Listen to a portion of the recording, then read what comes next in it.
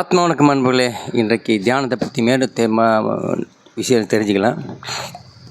ஆன்மீகத்தில், அதாவது ஆன்மீக பயணத்தில் தியானம் ஒரு முக்கிய பங்கு வகிக்கிறது. தியானத்திற்கு குறிக்கோளே விரிந்து கிடக்கும் மனதை ஒருமுனைப்படுத்துவது தான். விரிந்து கிடப்பது என்றால் ஒன்றன் பின் ஒன்றாக வரும் எண்ணங்களை எல்லாம் உதித்து கொண்டே இருக்கிறது அல்லவா? அதை ஓர் நிலையில் நிற்க வைத்து ஒவ்வொரு ஞானியும் ஒவ்வொரு யுக்தியை கையாண்டார்கள். அதில் தலையாய யுக்தியாக வாசி யோகம், குண்டலினி யோகம், நாத யோகம் என்று 3 இருக்கிறது. இதன் கிளைகளாக பல யோக டெக்னிக்லாம் இன்றைக்கி உலகம் ஃபுல்லாக இருக்குது. எல்லாமே உங்களுக்கு ஒருநிலைப்படுத்துவதற்காக மட்டும்தான்.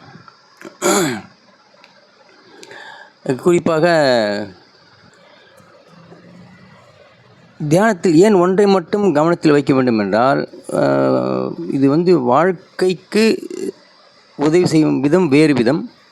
அதே ஆன்மீகத்தில் தன்னை அறிதலுக்கான ஒரு தகுதியை பெறுவதற்கான ஒரு வழி இன்னொரு விதம். இது தியானத்தில் 2 விதமான பயன் இருக்குது. அது வாழ்க்கையில் எப்படி வேலை செய்யுது என்பது அது உளவியல் ரீதியான ஒரு விஷயங்கள். நீங்கள் சொன்ன மாதிரி அது லா ஆஃப் அட்ராக்ஷன் சொல்லுவாங்களே, அதெல்லாம் நிறைய விஷயங்கள் இருக்குது. பட் ஞானத்திற்கு இது அந்த ஒருநிலைப்படுத்த மனதிற்கு மட்டும்தான் விசாரணை செய்யும் தகுதி வரும். நான் யார், இந்த உலகம் உண்மையா, நான் இருப்பேனா, இது இறந்த பிறகு, இதெல்லாம் நிறைய ஆராய்ச்சிகள் பண்ணுவதற்கு, விசாரணை செய்வதற்கான தகுதி அந்த ஒருநிலைப்படுத்த மனதிற்கு வரும். இந்த விசாரணையும் இந்த தியானமும் 2ம் சேர்ந்தால்தான் ஆன்மீகமுடைய தேடல் முழுமையடையும். இந்த 3 வித தியானங்களும் அது ஒரு குரு முன்னிலையில் இதையெல்லாம் பயிலணும். ஏன்னா கொஞ்சம் சூட்சுமமான விஷயங்கள், அனுபவங்களுடைய அந்த நிலைப்பாடினுடைய அத்தனை தத்துவங்களும் விளக்கங்களும் குருவிடம் இருக்கும். சிஷ்யன் அதை கற்றுக்கொண்டு அந்த ஒரு அது யோகங்களிலும் இருக்கக்கூடிய படிநிலைகளை கடந்து போவதற்காக அந்த